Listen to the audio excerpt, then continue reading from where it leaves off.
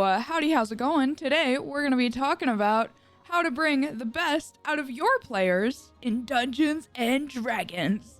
Now, you might be asking, what the heck does that even mean? What is that? What are we doing? What are we talking about here? Well, we're gonna get into all of that. So, hold on. The why. Why is this important? What is this? So, you know, why do we want to bring the best out of our players, right? Well, I mean, we're telling a story, right? That's the whole thing with Dungeons and Dragons, is that we're telling a collaborative story. And as a part of that, you really want to be able to make your players feel like the main characters in the story, the centerpiece, because that's what they are, and that's what they should be. Unless you're doing something else at your table and you've talked to your players and communicated that, you know? So, yeah. Basically, as a DM, you should want to care about your players and, you know, and they can do... That's not English. Ignore that end of the sentence, but that's fine. Okay. As a DM, you should care about your players and what they can do. That's the typo there. Oh, my bad. But yeah, we'll get into like what you should be paying attention to in terms of abilities. How do you make them feel special? All of that. But also, you really want to bring out the best because it really helps to enhance the story that you guys are telling. It allows for really cool narrative moments, whether that means succeeding or failing.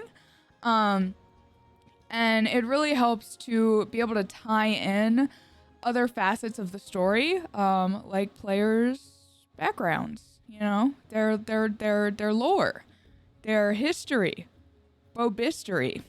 All right, next slide. So we're going to talk about the background and roleplay elements first of, you know, bringing out or trying to bring out the best out of your players. So something I suggest is reading your player's backstory. I know this sounds crazy, but actually read their whole backstory and, I might have cut out a little bit there, but read their whole backstory and make notes on it too. So talk with them, work with them as well when they're creating the backstory, if that's something that you do or you would like to do at your table, because communication is key. This game doesn't work if there's no communication. Something I personally like to do that helps give my characters or my players ideas of where to go is create minimal requirements that they have to have in their backstory. So what I like to do is I'll be like, all right, you guys have to have 2 NPCs that are alive in your backstory. They have to be alive, and, you know, you have to have at least one, like one adventuring hook. Like, why are you adventuring? Like, what is a narrative hook that your character has? Because I know a lot of players personally that struggle with creating backstory. So I think even just having small requirements like that, like, you know, that you can do that in 2 sentences, right? You're not asking to change any like flavor or anything like that. It leaves it super broad, but at least it's like, okay, well, I know I have to have these things. And that way you're helping your players, I keep saying characters, also form relationships and have bonds. And it's not just like, oh, I'm Billy Bob Farmer and I'm here to adventure because I want to. So, yeah. And another thing is you want to figure out how to tie backstory into important characters or plot hooks or devices. So I guess what I really mean by that is, you know, sometimes a battle against a bunch of werewolves is just a battle against a bunch of werewolves. But sometimes a battle against a bunch of random werewolves is actually the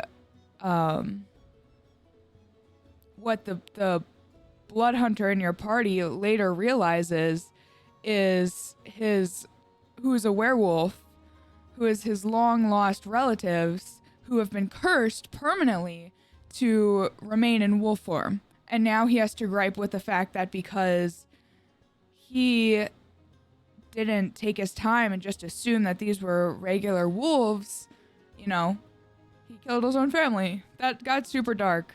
Sorry. Anyway. Just, you know, sometimes not everything always has to be as it is or meets the eye. And sometimes you can make it way more obvious and be like, hey, you smell their scent. And this pack of wolves is actually related to you. And then it's like, wait, what? That doesn't make any sense. And, you know, that goes for out of combat things too. Like you are walking down the street and you see a woman with long blonde hair and bright blue eyes, but she has a giant wolf walking next to her. And it's one that smells incredibly familiar. And it looks towards you with a look of recognition, yet you don't recognize it. Something like that, you know? Like something, it doesn't have to be combat oriented, but just, it also just doesn't have to be plain. Like you can pull things and weave things and, because your players are the ones that are integral to the story. And I see this a lot in modules specifically, where either dungeon masters do not include anything from the characters' backgrounds or like history or lore in the game because it's a pre-written module, or the players don't, like, they write their backstory and it has nothing to do with the module, and it's so far off that it makes it really difficult for the DM to tie in their backstory, but the DM isn't communicating with them either to potentially change their backstory or put in the effort to still make those connections and tie those threads. So, and I think that can like turn a lot of players away from, I think it can turn a lot of players away from games. I really can. Like, at least for me, when I'm a player in a game, like I never expect my backstory to be like a main focus, unless I've talked with a DM and I'm like, hey, like I really want to have this critical connection, like da whatever. But like even when a DM ties something in, like you receive a letter from a long lost or from like your sister or whatever, like it makes the world feel real and more alive, and I think it makes the players themselves way more motivated to like really want to continue adventuring in your world and to be a part of it. So yeah. Also, another thing is don't be afraid to interweave stories and backstories of different player characters, right? Because why did these random group of people come together in the first place, right? Maybe they met in a tavern, it was a random encounter, but like, I can't say too much about it, but in a game that I'm currently running, there's a lot of interwovenness that I've been like weaving behind the scenes in all of their backstories, and that really hasn't come up yet in a grandiose fashion, but it very much will by the end of the campaign, and I think it's going to create some really cool reveals and story moments. And I think it doesn't always work, but I think when it does work, it can be really cool. But it also doesn't have to be every character every time. Like it could be two specific characters or just a few members of the party. But I think creating those connections, once again, makes the party, it gives them more reasons to actually stay together and to be able to bond with each other versus just being like, oh, hello, we just killed some goblins and now we're going to be best friends forever. Wow. You know, especially when you have people that may struggle a little bit more with things really like role play and not being the edgy bitch in the corner. So, yeah. And I think along with that, just kind of be able to encourage creative solutions when it comes to roleplay and backgrounds. So if like you have a player in a game and they are like, I want to try and do this thing because it relates to, my backstory. And I learned how to do this, even if it's not on their character sheet. Sometimes, you know, you can say no, but a lot of the times, if it makes sense, let it make sense. Let it work. Let it play out, you know? Let them do it. Let them do it. So, now, I know we talked a little bit about combat, but now we're really going to get into combat because to bring out the most of, like, your party, I think combat it's much simpler than backstories and roleplay.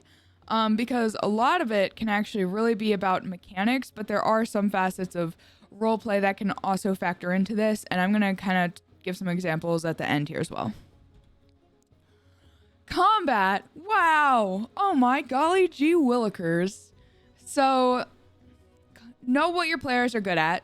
That's a really important thing. You know, you don't have to memorize all of their abilities, all of their stat blocks, but like, if you're making a combat encounter that's based all around a monster that deals cold damage, know which of your players are resistant to cold damage, you know, or if a monster is vulnerable to something, make sure that someone in the party can do that kind of damage, you know. So look at their character sheets. Actually take time to go over what they have. Don't memorize it, but like, if you're trying to build a specific encounter and you know a monster has a certain strength or a certain weakness, I would either maybe adjust the damage type to better work with your party, or, you know, make the monster more threatening to your party. So like if half your party deals force damage, you want to make the monster resistant to force damage, that might force, you know, more creative thinking, more creative solutions. But yeah, so you want to design encounters going off that let your party flourish, because this allows, like, your party to feel special. And you can do this where there are encounters that let your entire party feel special and, like, they were able to accomplish something. Or, if we're going off backstories, every once in a while, you can do it so a party member, like, an encounter is specifically tailored to one party member's abilities. If you do this, make sure you do it for every party member at a different point in time, because you don't want anyone to feel left out. You want everyone to get their chance to feel special, you know? But you can also use that to design encounters that significantly make the party struggle. So something that I really like to do sometimes, not always, but is if you have a really challenging encounter where the party struggles, they feel drained, and they can't put their finger on it, they don't know why they did a good job, transition that, and then the next encounter you have, potentially have something where, you know, they feel really special, they took down the creature, it was much easier than they thought it was going to be because of their abilities and the powers that they have. So, like, yeah. And sometimes encounters really don't have to be special. I said this a little bit earlier, but like, the wolves in the woods can just be the wolves in the woods. But it's really important that you do make some encounters special, because your party is special at the end of the day. Like, I know I said this before, but I really want to emphasize they are the main characters in the story, right? It's the story that you all are telling together. They are numero uno, all right? They have the most importance. They should feel special. They should feel powerful, you know. And even if you are running a hardcore, super challenging campaign, and every counter is like a slugfest, you know, you can have 5 slugfest encounters in a row, but maybe on the 6th one you throw them a bone and design an encounter that makes them feel cool, lets them feel special. Like, it kind of alleviates some of that pressure and that pain from a long, hard campaign like that. It doesn't have to be all the time, and I don't think it should be all the time, because if you overuse this, then that can not be good for them, you know. But it can lead to a lot of really cool moments, and yeah. So I guess we'll talk about, some examples now. So some of this stuff, I just grabbed this random monster stat block because I thought it was cool. And then I took some stuff off some of my players' character sheets for a campaign I'm currently in. The campaign, we have 2 warlocks, so there's a lot of force damage going around, but then we also have 2 characters who deal a lot of lightning damage. So say if we wanted to make a specific encounter where the warlocks characters felt really special, but the lightning characters really were struggling, I would potentially, we're gonna take this creature here, right? The Aerosaur. We're probably not gonna change the AC, the hit points, the speed, but something really simple is just add resistances or vulnerabilities. So in this case, we'll give this creature resistance to lightning and thunder damage. All right.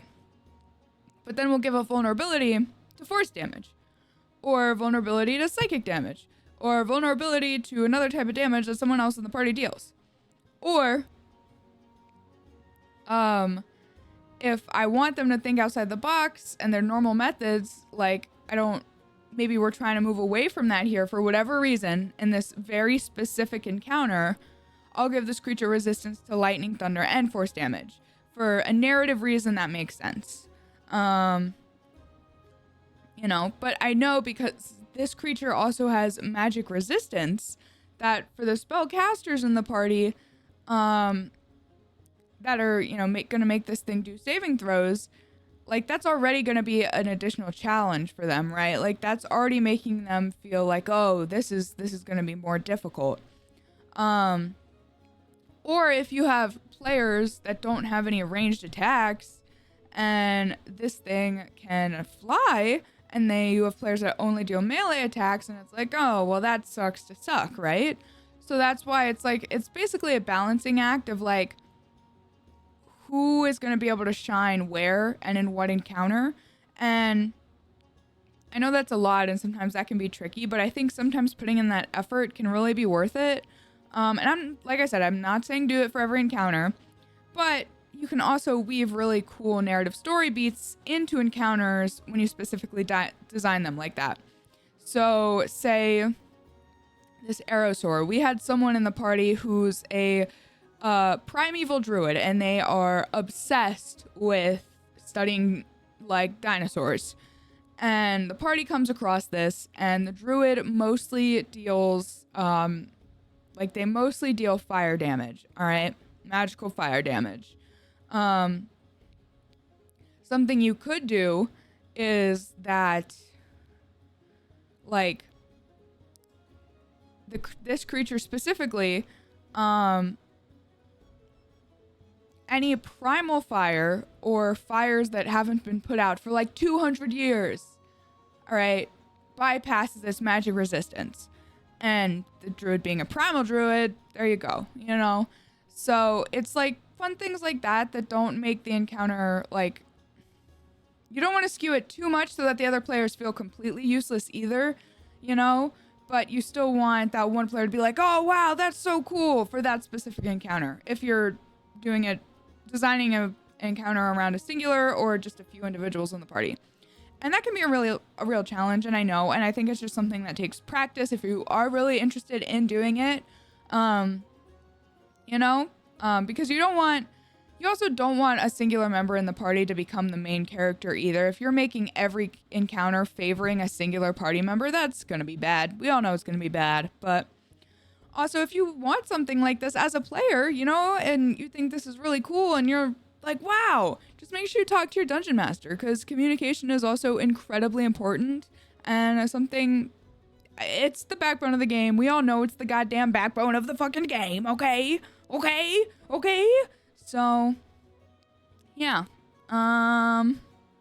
That's basically it. That's what I have on how to make to bring the best out of your players, make them feel special.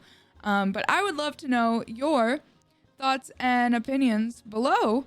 So thank you so much for watching. I hope everyone has an amazing, wonderful day or night, wherever you are, and it's filled with smiles. Make sure to comment and subscribe. Bye.